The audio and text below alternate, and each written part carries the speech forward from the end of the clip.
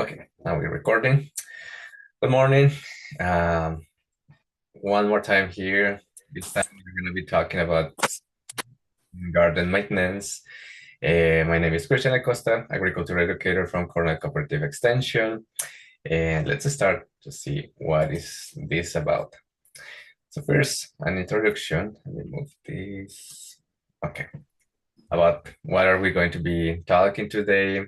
And it's about proper harvesting techniques, post-harvest plant and garden maintenance, disposing plant debris and preventing disease, and preparing the garden for fall and for the winter.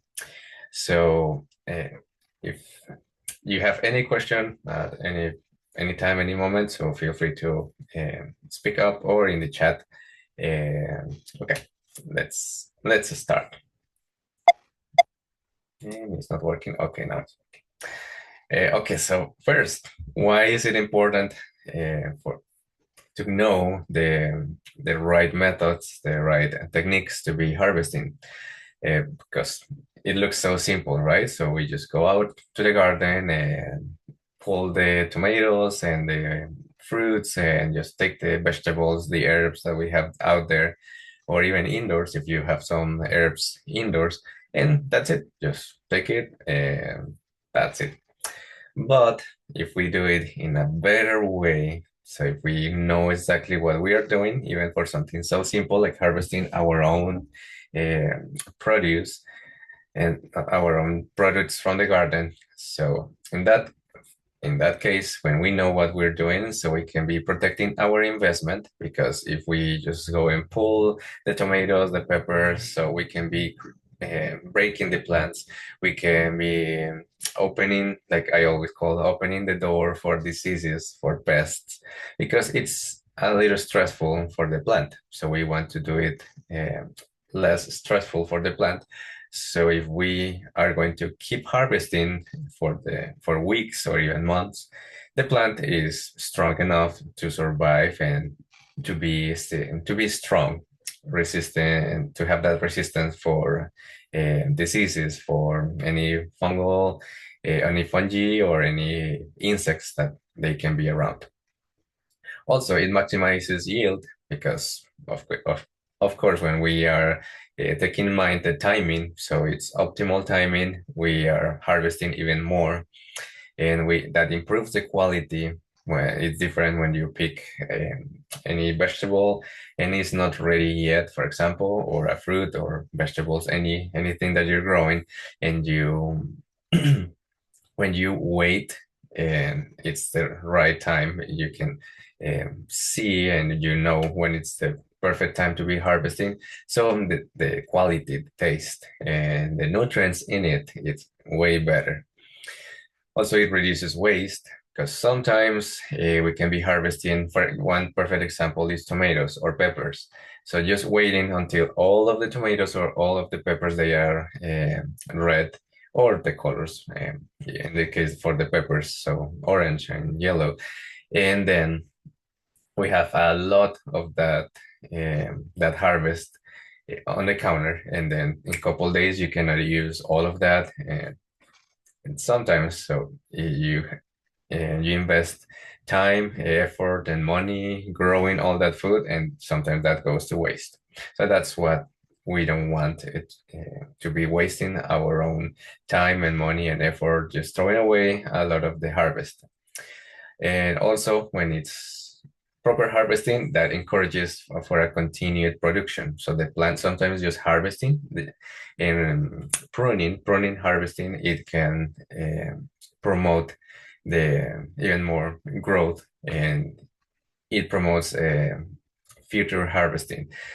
Also, it minimizes the disease spread when we know what we're doing out there while harvesting, and it's all about hygiene.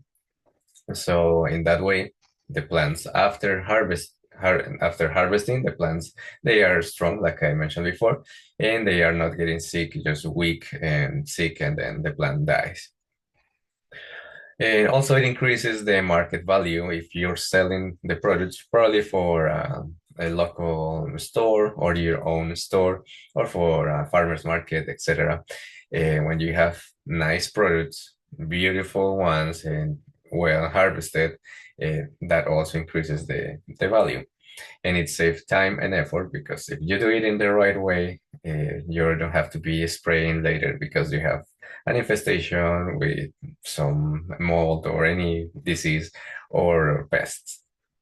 So that's why it's important. So the first thing that we need to know about harvesting and how to do it in the right way, it's about timing your harvest. So when is the perfect time to be harvesting? So the perfect time is, it depends about what are you growing out there. So for example, there are two different types of fruits. So there are some that they are climateric and non-climateric. So what is that about? Probably is the first time that you hear something like that. So for the climacteric fruits, it's these ones that you are picking, even green when they before ripening, you can pick those ones. Still, they still continue that process, and then you can enjoy that one. So one example of those ones is, for example, bananas is way faster this process. You can have a green banana at home, and then a couple days later is even black, right? It depends how hot it is. And then, for example, avocados, mangoes, tomatoes, that's one of our favorites, right? The tomatoes, kiwis, peaches, there are many, many climateric fruits. So, in that case, if you're not sure if what you're growing out there, if it's climacteric or not climacteric, just you can just Google it. So, is avocados, is grapes climacteric? So in that way, it's gonna tell you yes or not. So now these ones, uh, it's easy. You can harvest. They continue that process, and no problem at all. At all, including here about tomatoes, peppers, also peppers. Now, non-climateric fruits. These ones are the ones that if you are harvesting non-climateric fruits and it's not ready yet, it's green, for example, strawberry. So, or grapes, now that I mentioned the example of grapes. If they are just small or green, they are not ready yet, they're probably bitter, they are not they don't continue that process, the ripening over the counter. No, once you harvest, it's like that, and it's not gonna change. And the only change is when some mold or some fungi start growing on top of them, but they are not gonna be sweeter over time or be ready for you to eat. No. In that case, for example, the cherries, raspberries, grapes, most of the berries, pineapple, most of the citrus, so lemon, lime, oranges, uh, mandarins, tangerines. So these ones, in that case, you need to wait until they are ready on the tree or out there uh, on the vine. For the climateric fruits, no problem. You can harvest that even before ripening. So it's really nice to be doing that. For example, the tomatoes, and I'm going to be talking about about that, the timing for your harvest, because for example, for tomatoes, that's something that personally I do. I pick those ones when they are green. I don't wait until they are red. That changes a little bit about the taste, the yeah, the taste, the levels of water, sugar, naturally that it's when they are on the it's happening when they are on the vine. But I don't do that because then I have a lot of tomatoes and I don't have enough time sometimes to be processing, canning, or freezing or doing something with them. And it's in matter of days, they are full of mold or bacteria, or I cannot use them anymore and they can be going to waste. So that's what we don't want, right? So that's why timing your harvest. If you want, these are climateric, so we don't want something like this when they are not that healthy. And it's better to have those ones when they are green. And in that case, if I want some tomatoes to be ready faster, so I just put them close to the window, so it has that indirect light, so some faded light in there, and when it's warm closer to the window, so you will see that it start going way faster. They start turning red very fast. And just like one of those tips for harvesting. But if you want to wait for that on the vine, so it's that's also correct. That's also something nice to do. If you know that you're going to be using all of those tomatoes once they are red, and you're going to be using all of them in 1 week or less than 2 weeks, because if not, you're going to have a lot of tomatoes like this, full of bacteria, fungus, etc. So when you know the timing for your harvest, if the fruit is climateric, or the vegetable, the fruit or the vegetables or whatever you're growing, it's climateric or non-climateric, you know, you can be in your gardening journal, you can be planning when to be harvesting. So for example, if you have the tomatoes and they are growing a lot, so especially middle July until August, it's going to be producing almost every week. So you can pick one day of the week. So the weekends to be harvesting every week, harvesting your tomatoes. Same with the peppers and zucchinis and cucumbers. So that's something that you can be doing. You know exactly when to start doing it. Or you can, like I said before, just waiting until they are the perfect size for you. They are, in the case of tomatoes or peppers, just having the right color, just a ripe tomato, and okay, harvesting that one and using it the same day. Um, that's something that you can do.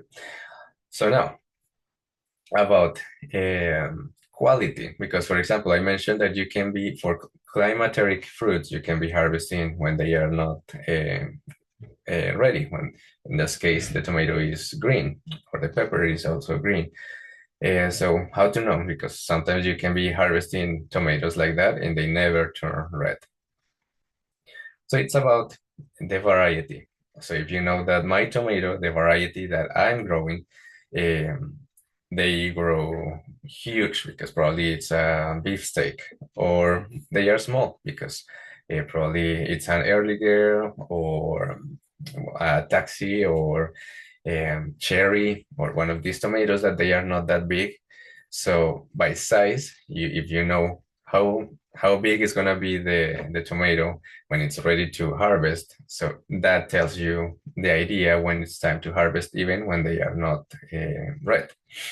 So if I know that my tomato is huge, I'm not going to harvest those tomatoes when they are just a couple inches, because of course it's not ready yet. And even if it's a climateric fruit and I remove that from the vine, that tomato is not ready yet. It's going to be really hard, and it's going to be rotten, full of bacteria or fungi, or just shrinking and never turns red because it's not ready yet. And so allow the fruit to be growing enough in the size. So we also consider the size, the indicator of ripeness. So when when it's ready to be harvested, and in that case, so with the size, you can make that decision. It's time or it's not time to be harvesting the tomatoes, for tomatoes or the peppers, because it depends how big or small they are. Or you can be consulting online. So for example, for lettuce, we know that it's about 45 to 60 days after planting. For onions, 80 to 120 days. For tomatoes, 55 to 90 days. For potatoes, 90 to 105, 60 to 80 days for carrots. And there is a lot of information about this. And always you can Google it, or nowadays with the AI assistants that you can easily ask, when is the average time to be harvesting my onions, my tomatoes, my peppers, my kale, anything that you have in the garden, and it's going to tell you the average. But the best advice here is to know what are you growing out there. Because, for example, for tomatoes, here, this is just a general 55 to 90 days. So should I wait 55 or 90 days for the tomatoes that I have in the garden? So in that case, how I know that? Because if you start from seeds, you read the label of the package of the seeds. So you can see the map here in the US. So you can see the US map and the different with colors and the different zones, and then the information for zone 5, for zone 4, for zone 7. So it's gonna take 60 days, it's gonna take 80, it's gonna take 90, and it depends the variety as well, because with the variety, we have also the timing. It's different. It's something. It's a fact that it changes the harvesting time. So, for example, for early girls, we can be harvesting in even 55 days, more or less, or less than that. That's why the name early girl tomatoes. And some tomatoes they can take 90 days, and finally you can start harvesting those ones, like like cherries, some cherries varieties that they can take way longer than that. So it's nice when you know about that. Now, if you buy the plant, the seedling, you're not starting from the seeds. You go to the greenhouse and buy the seedling. So in that case, they have a little label in there. They have a tag, that's the name, the tag. And then probably you can see only if it's indeterminate or determinate in the case of the tomatoes or some peppers. Well, the peppers determinate. But for example, beans, green beans. So also we have that difference between determinate or indeterminate. So they keep growing a lot, or they just switch some height and stop growing. And if for that case, we don't have that information about the harvesting time. So in that case, you just read about the variety. So cherry tomatoes is sweet, sweet cherry, beefsteak, a big boy, taxi tomato, early girl, with that name. So you can Google it, and harvesting time for early girl tomatoes. So in that case, you know exactly when to start harvesting. If it's by time, just waiting for that. About the firmness, for example, we can touch also the fruit, when the tomato, in that case I talked about a lot of tomatoes, sorry about that, but it works for many vegetables and fruits. So for example, another example, cucumbers. You can touch it when they are not ready. It's really hard. You can, it's not that easy to even just pinch with your nail. It's hard. But when they are uh, ripening, in that case, they are a little softer. Even when they are green, you can still touch it, and it's not that soft, but in a way. So it's like, okay, yeah, I can be harvesting that one. But if it's almost like a rock, like a stone, it's really hard. So it's not ready. Also, the size, it's not the right size, like I mentioned before. And the colors, for example, for peppers. So you can be harvesting when they are still green, and they can keep changing that color. You will see sometimes that. It depends about the variety. So all the peppers, when you see the green ones, they are just harvested before start changing colors. And the variety can be for that, with that purpose, to pick them green. We have varieties with the yellow, the orange, the red ones. Um, so same. Sometimes with peppers, especially if the plant is not that healthy or is not the right environment, you can see that even if it's not the right size, because that variety of peppers, they grow a lot and it's a big pepper. But in your garden, they are turning red or yellow or orange, and they are still tiny. They are small ones. So in that case, when the plant is not growing that healthy and happy, so the plant makes that decision about just, okay, the focus is about producing seeds, and that's it. Not much about a beautiful and big pepper. But that's one of the reasons why something like that can happen. About color. We mentioned about the colors also for the cucumbers. If it's something like this, that is yellow, almost white, so that's not the best quality. So probably that can be harvest. You can be harvesting something like that, but it's not the best quality. So now, tools and techniques for harvesting. This is gonna be one of the main keys to have success with the harvesting and for your plant and for your harvest for your produce. So in that case, always use any tools. So especially for vegetables and some fruits like they grow in a vine. So for example, for the grapes, one example, and tomatoes, because even they are considered fruits, also both fruits and vegetable. So you can be always try to use a tool. So it can be a gardening knife, pruners, scissors, just even some of the scissors that you can get from any store doesn't have to be sometimes like the special scissors for if it's only for tomatoes or some herbs. And just make sure that whatever you're using in the garden, it's for the garden and it's not like a multi-purpose scissors or pruners that you're using to cut fabric, to cut that something happened and I need to open a can or I need to fix something outside and then it's the same knife that you're using, the same scissors for opening things in the kitchen or okay, now you know what I'm talking about. So now, if it's for the garden, the scissors are going to be only for the garden, or the knife. If it's just a simple knife, it is. If you don't go for the fancy gardening knife, just a simple one that you can be pruning with that one. Okay, uh, use it, but keep in mind that it's only for the garden. And one of the advice, one thing to consider here is for especially pruners and scissors, always keep those ones sharp. So always don't allow for rust to be growing like when you are pruning and then just leaving the knife there out there for multiple seasons and then the same rusty knife or the same rusty scissors and full of rust and it's not sharp and keep pruning the plants with that. That's not a good practice.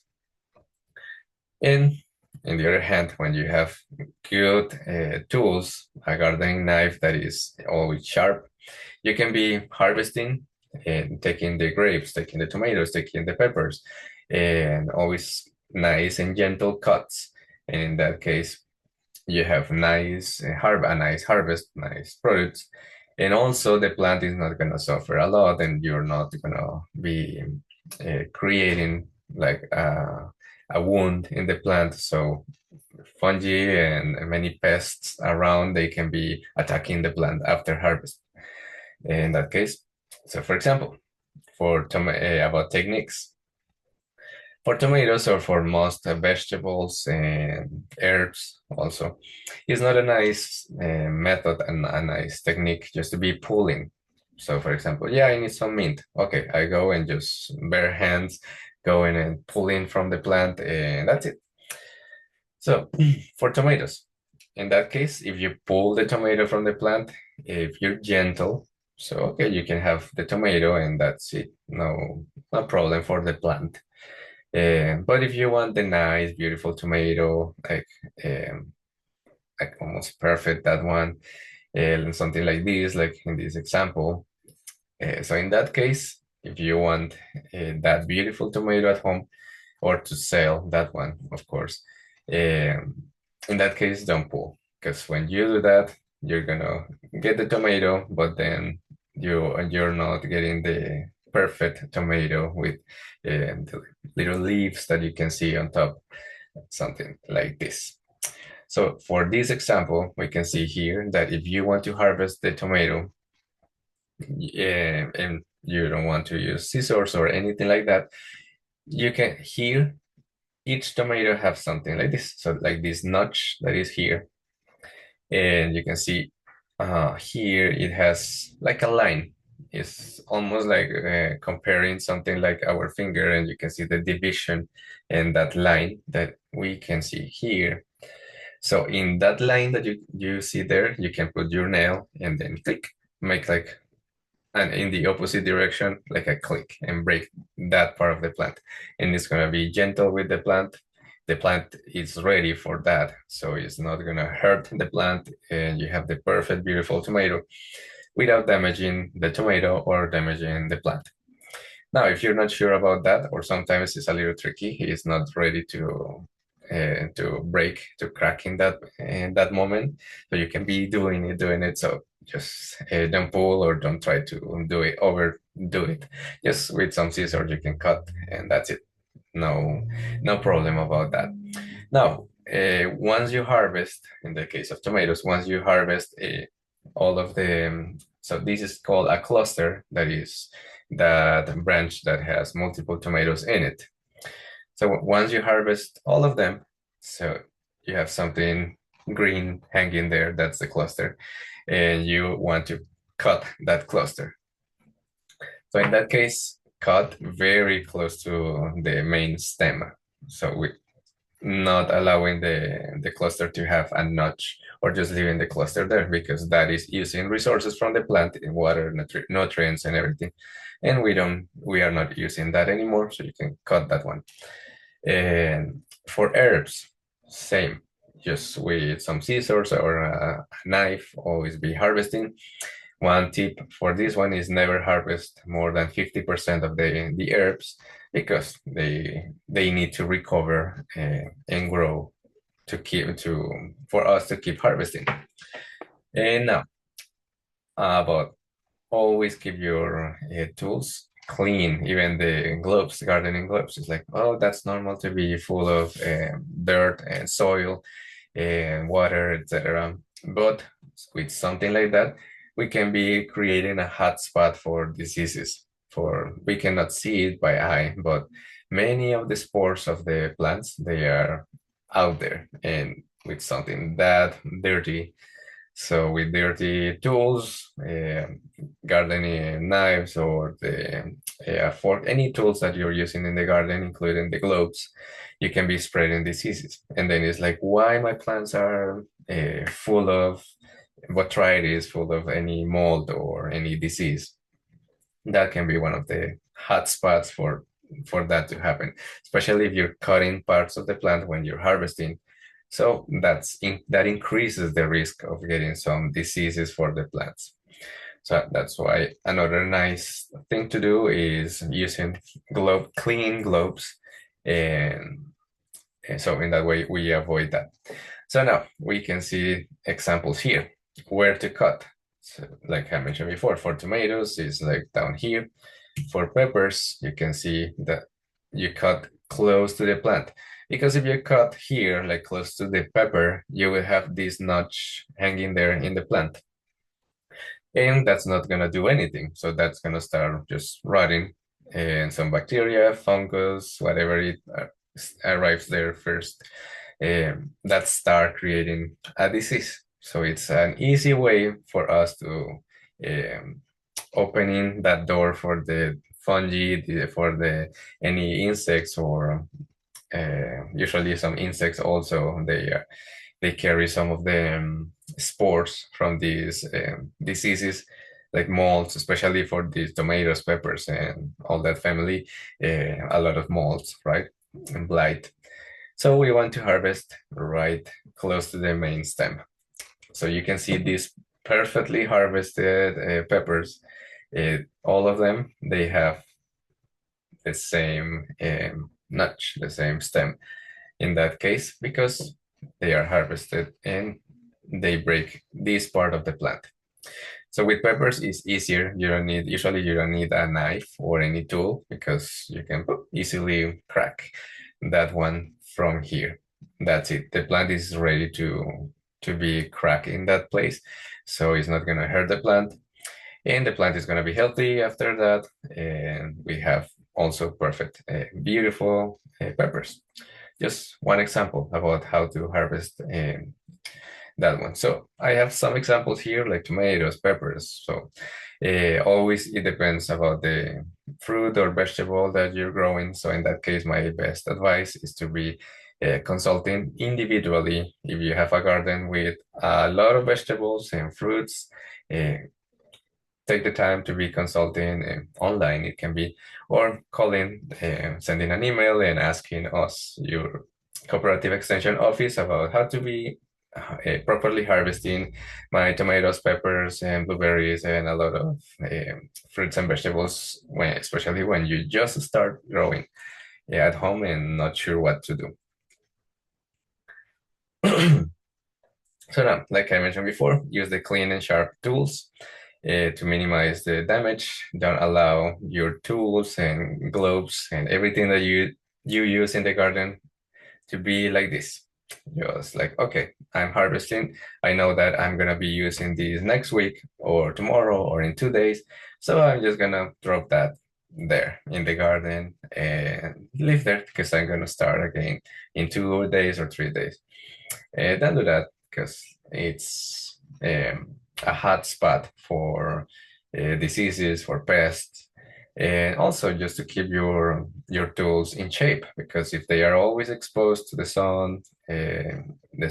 water, and even after the gardening season, just leaving everything out there, so there's no different temperatures, ultraviolet light, and a lot of just a natural environment that's gonna start damaging your tools. So they're getting rusty and they are not sharp anymore. Well, so and the gloves, they absorb a lot of bacteria, fungi, and a lot of microorganisms that they are there. So just avoid that. Just keep everything in a place, organized and clean, and that's going to help a lot for your garden when harvesting, and even before harvesting or any moment of the gardening season. Now, once you harvest everything, handle that produce. Sorry, handle that the products they produce from the garden gently and avoid the bruising, especially if you want to sell that one or if you want to store for a long time. So there are some hardy ones that they can tolerate some of these not that gentle treatment that, for example, the most of the cucurbits, so like watermelons and squash, any squash, winter butternut squash, winter or summer squash, and the pumpkins, all this family that they have thick. They are thick and they are strong. Well, watermelon sometimes can be also very delicate, but generally they don't. If you scratch a little bit, those ones, it's fine. But for some fruits or vegetables that even just scratch that is not that deep immediately starts a disease, fungus or mold or bacteria growing in that. So for example, the tomatoes or the peppers or well, any soft, tender vegetables. So that can be rotten way faster just for the way that you are taking care of that after the harvest. So in that case, just try to do it gently. And for herbs, you can harvest in the morning. That's a tip. You can be harvesting herbs in the morning because this is the perfect time when all the oil, natural oils, they are still there, stored in the leaves. That's what we are harvesting, right? When we are cutting the peppermint, the basil, thyme, sage. So it's gonna be nice and tastier when you do it when you start harvesting in the morning. Another one that is not here, but another tip is always to be harvesting during the day. Even if you can do it early in the morning, that's way better because at noon, so it's probably a day like today is not a problem. But if it's a very hot day, so we can be dehydrating our plants because we are cutting parts of the plant, and plus it's very hot and the sun is there, so it's stressful for the plant. And also about natural oils and nutrients. So it's better to do it early in the morning. Now, do not harvest in late afternoon or night because it's the perfect time when it's dark, start getting dark and cooler, and the humidity goes up a little bit. So it's a perfect environment for the spores, especially spores and the fungus spores to be growing and creating diseases on the plants. So that's why. Like I mentioned before about herbs, do not cut more than 50% of the plant. And always know about the timing for the plant. There is one herb that even if you're not harvesting more of the 50%, the plant is not recovering and living for a long time. And it's, for example, cilantro. So cilantro is one of those plants that it has this life cycle, and that's it. Just in a matter of 1 month or 2 months, it depends the varieties and how hard it is. It can grow, and that's it. Reach maturity, and that's it. Even if you're pruning, cutting gently, it's not growing more and keep alive. No, it's just one life cycle and it's done. So for these ones, for example, these ones, you need to be sowing often, just using the seeds. And if you know that is about 2 months, so you can be putting the seeds and starting seeds indoors every month if you really like cilantro and be harvesting that very often. So the timing also, when you start the seeds and when it's gonna be the time for to be harvesting. And always clean your hands, clean your tools before touching each individual plants, because sometimes we can think, I'm gonna be pruning or harvesting my tomatoes. So all of them, they are tomatoes. So why to be washing or cleaning the knife is like a lot of work, right? But why to do that if all of them, they are tomatoes and all of them, they are close on each other? So sometimes if I have one plant here and it has some mold, so botrytis, for example, is one of the most destructive fungus for tomatoes or for peppers. And this plant has botrytis. And I don't know because there is just some spores there. You cannot see physical damage yet. But then you're cutting here and touching this plant, and you go to the next one, then you go to the next one, and then you're spreading all those spores. And when you're cutting parts of the plant, so all those spores are getting in each individual cut. And you don't know because we cannot see that. The first stages of the disease, we cannot see something like that. So even if all of them, they are tomatoes, but this one is sick or it has some disease in it, and I clean my hands if I'm just wearing some gloves or just my gardening knife or my pruners, and I disinfect my pruners and I go to the next one. In that moment, only the first plant is the one with the disease. The other ones, you are reducing the risk for the next ones. That's why I'm taking that extra step to be cleaning. If you're using these gloves, they are even better because you can, with any disinfectant solution, you can be cleaning your hands. But with the ones like this, it's not that easy because they absorb water, so it's not that easy. For harvesting, it's better with some plastic or silicone, where this kind of gloves, this type of gloves. And a simple disinfectant solution that you can be using. There are some fancy ones or expensive ones in the market. You don't need to be using, for example, in greenhouse production, a typical one is the Clean Grow, but you don't need to be buying these products with something so simple like bleach and water, like 9 parts of water and 1 part of bleach. That's simple. And it's enough to disinfect your tools, to disinfect your hands, and it's not going to hurt the plants. So that's something nice. Just be careful when handling bleach, especially with your clothing. And now after harvesting, So this is one step that many of us at some point we are doing this mistake, and is being like, yes, finally I was growing my tomatoes, my peppers, my cucumbers, my fruits, and a lot of things out there. Then feeling that rewarding sensation, and like, yes, I did it.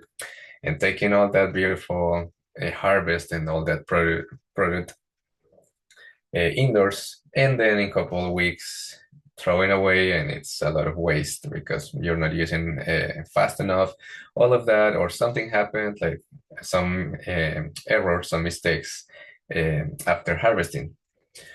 So in that case, something so simple like storing everything while you are harvesting in a clean container, that makes a difference. So when it's like these baskets that they can have some dirt, and it's not that easy to be cleaning those ones, they can carry more bacteria, fungi, and every time that you put some beautiful tomato, beautiful peppers, beautiful products in there, we are basically inoculating, like putting in contact the bacteria, the fungi, in touch with the nicely harvest, with the nicely products. So in that case, put anything that you're harvesting, vegetables, fruits, herbs, in a clean container. It can be plastic, it can be a plastic bag, it can be a bucket, whatever that you want to use. It's nice to have something like this when it's metallic, or aluminum, or just a bucket, a bucket from any hardware store that is only for the harvesting process. So you can be putting things in there, and it's easier to wash, to clean after that. Now, when you take things now to the house, or to the store, or any place where you're going to be storing the product, wash everything before that. Because sometimes, for example, potatoes, it's normal, they grow, yeah, they grow in the soil, and it's normal to just have some soil around, right? But after harvesting, the plant is not going to be there, so it changes, it totally changes, so we need to wash that. So in that case, especially bacteria, is not there consuming the potato, and then you're going to use your potatoes, and it's a terrible smell, because mostly bacteria start eating your potatoes. And now, for climateric fruits, remember the ones that they keep in the process, the ripening process after harvesting. If you are harvesting those ones before ripening, suppose even and you want them to be ripening faster, so just put them in a sunny area, sunny and dry area. Usually, for example, for tomatoes, I just put them in one of these baking trays that they are like aluminum, and I place some dry paper towels and put the tomatoes in it. I put them close to the window, and that's way fast. In a couple days, I have some beautiful red tomatoes. And if you don't want that, so you want to store them for a longer time, the opposite. Put them in a also dry but dark place. So in that case, it's slow that process. And about herbs, you can wrap the herbs, something that probably you know about kitchen tips, and it's about wrapping the herbs with a damp paper towel and in a plastic bag, so that keep them fresh for a longer time. And always allow the plants to recover before harvesting again. So for example, I'm harvesting today, Friday, and I want to be harvesting again on Sunday, especially for herbs, being cut in the herbs. So it's not enough time for the plant to be recovered. So in that case, just pick one day of the week. So if I know my tomatoes, I'm harvesting every week, so I'm doing it only on Saturdays. Even if during the week I can see some of the tomatoes ripening, turning in red, or like being ready to be harvested, but I want to reduce the stress for the plant, so I only do it once a week, just keeping that schedule, or this day for the herbs. Now the herbs, they need to grow even more, so probably every 2 weeks or every 3 weeks. It depends how fast they are growing. And you cut gentle and never remove more than 50%. And the herbs, they keep growing like the basil, mint, any mint, peppermint, spearmint, rosemary, thyme, oregano. So you can be harvesting. And in that way, you have multiple harvesting time, multiple harvests, and not just once. Because sometimes, because us, like, because we don't have a proper harvesting method. We can be harvesting once and then the plant dies and that's it. So that's what we want to avoid and just keep harvesting. Now, if you're canning the produce, the tomatoes, the peppers, etc., in that case, always, if you're not sure, it's the first time that you're gonna be preserving food, just consult the cooperative extension office. Always there are nutrition educators that they know exactly what to do and what not to do. So far, just for this class, the advice is take in mind the pH of what you're going to be preserving. So for example, for tomato, it's not the same preserving tomatoes than preserving peaches or even meat or any other product that you can be preserving, or pickles. So some of them, it's better to do it with a pressure canner, and another one is better just with the boiling method. So it's about the pH. That can be something that if you're not sure about that, you can consult online. The thing is that online sometimes there is some misinformation there. So it's better with the cooperative extension or someone who really studied and someone who knows what to do and what not to do based on research-based information. And after harvesting and after the process of harvesting and taking care of your garden and this process that can be for 1, 2, or 3 months, it depends the area where you're growing your food.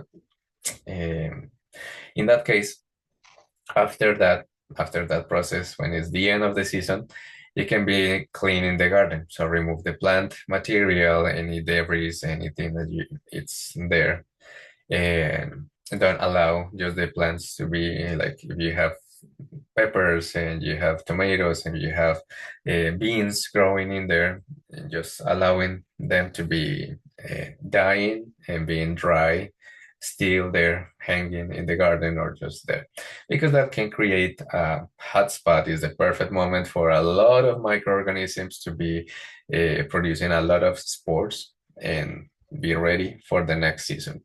And then over time, the next years, you can have a lot of issues with diseases and pests. So in that way, when you start cleaning everything, that reduces that risk. And when you clean debris around the garden, and if you have problems with some plants, for example, the potatoes, they have blight. This season, the potatoes, they had blight. It was terrible. The eggplants, they have botrytis. The tomatoes, it had terrible, just terrible infestation with some aphids and some diseases in it. So in that case, take all of that, the disease, or anything that is not in shape, not healthy, and just put in a garbage bag and take that out of your property. Or if you're burning or something like that, okay. But far from the garden, because that can be a hot spot for microorganisms or pests. And most of them, they don't die during the winter, so they can survive. And for next years, you're gonna have even more trouble keeping your garden healthy. So after that, after making sure that everything is clean and the healthy plants that they are out there, you can be taking all of them, chopping those ones and put in your compost pile. So that's going to be nice. You're going to be creating your own compost. And after this, you can take some samples and test your soil. Something nice that you can be doing every 2 to 3 years, be testing your soil.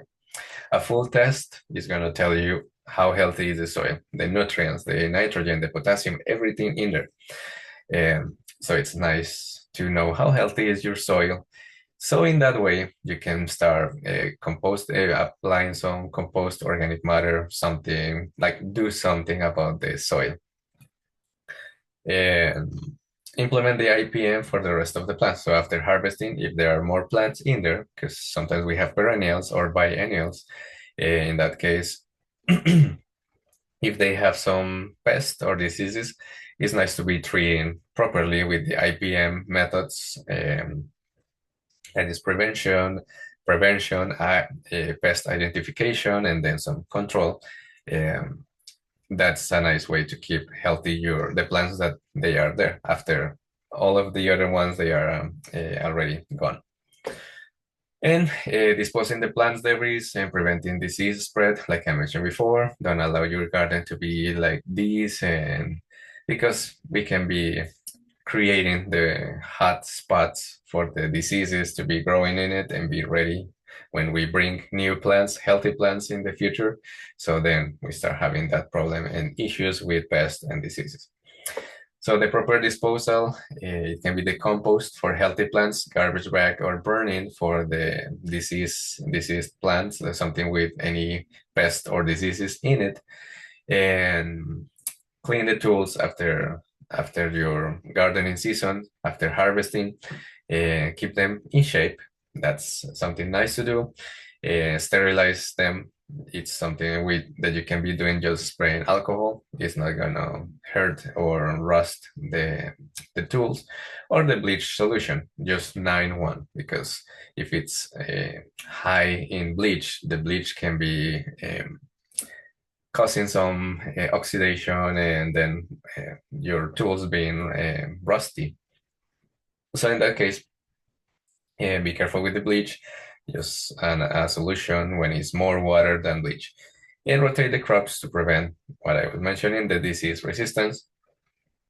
You can be preparing then, after this, you can be preparing the garden for the fall or the winter, because when fall is here, it doesn't mean that gardening season is over and it's only go to buy pumpkins and that's it. No, you can start your fall gardening, and in that case, remove, like I mentioned before, just clean the garden, remove all of that, the leaves and plant matter that is out there, just clean all of that.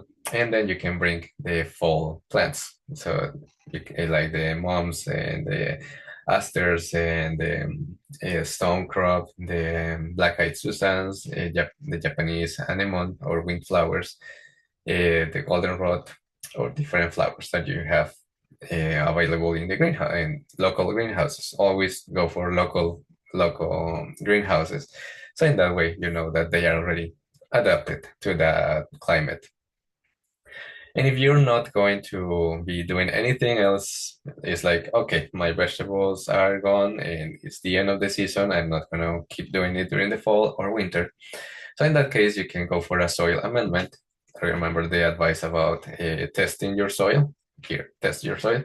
So after testing your soil, you know how healthy it is, and you know if you need to do some soil amendments. So in that case, if your soil needs organic matter, nitrogen, or if it's too high nitrogen, you know that you don't need to be incorporating even more nitrogen.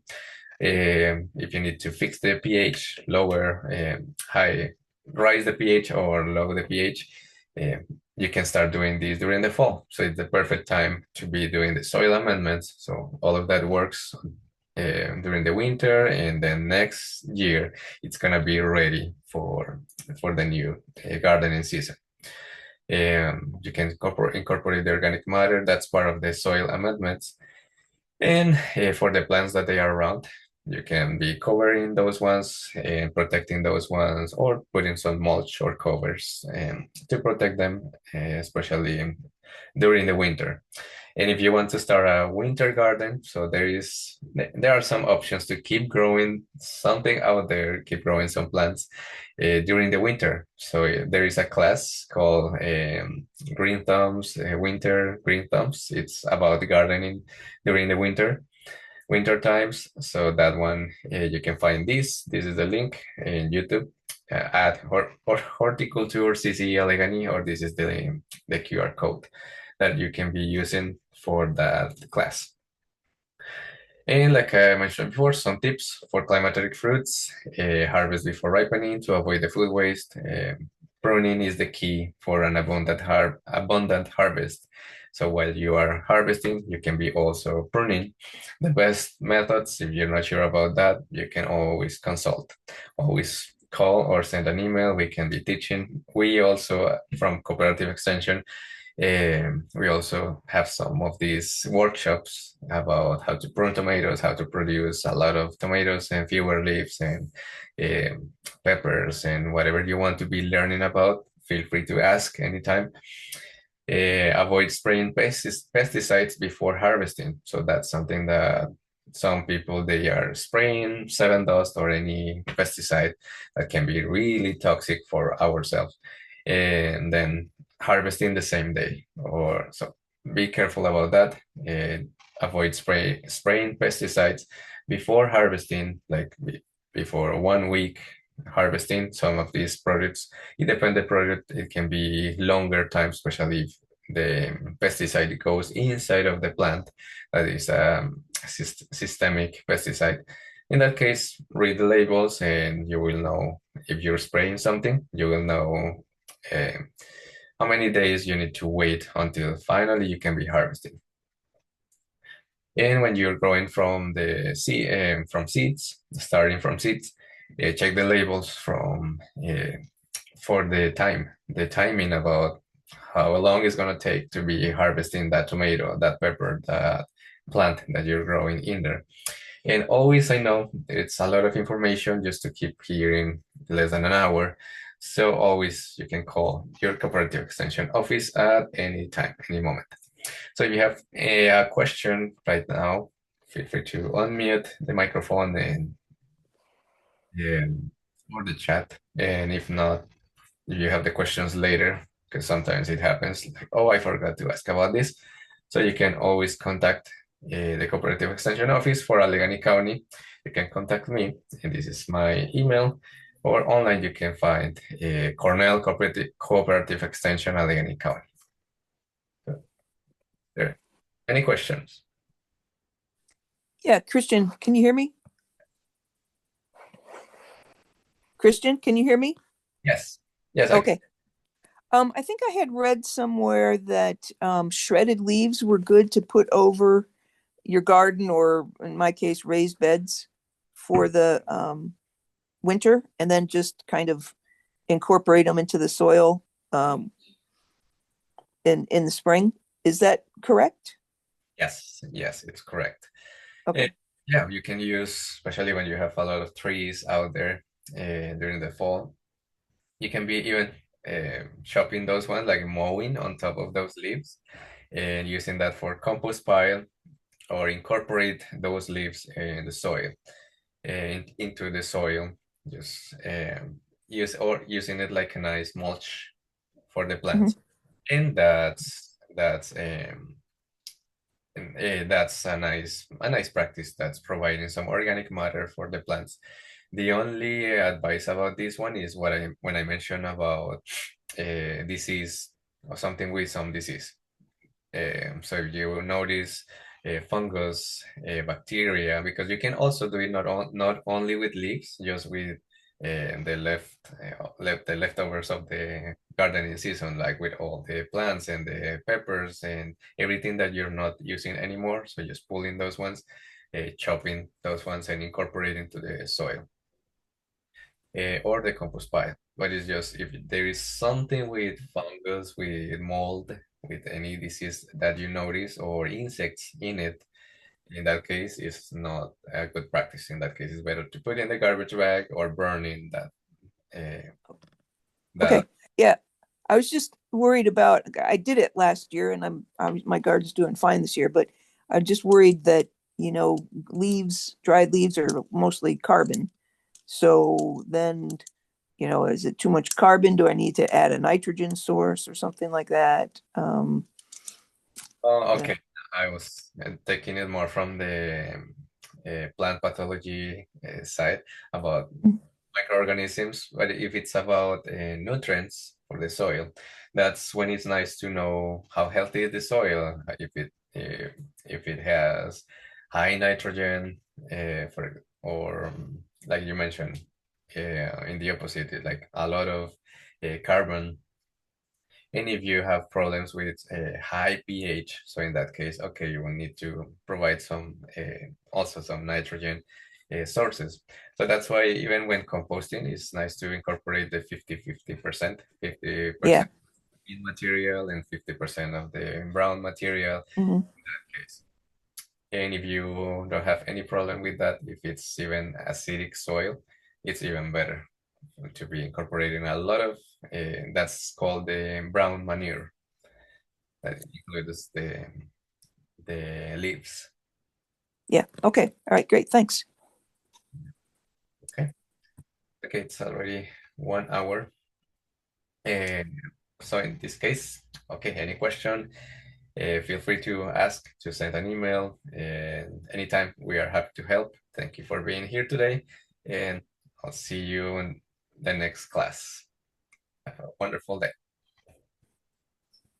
You too.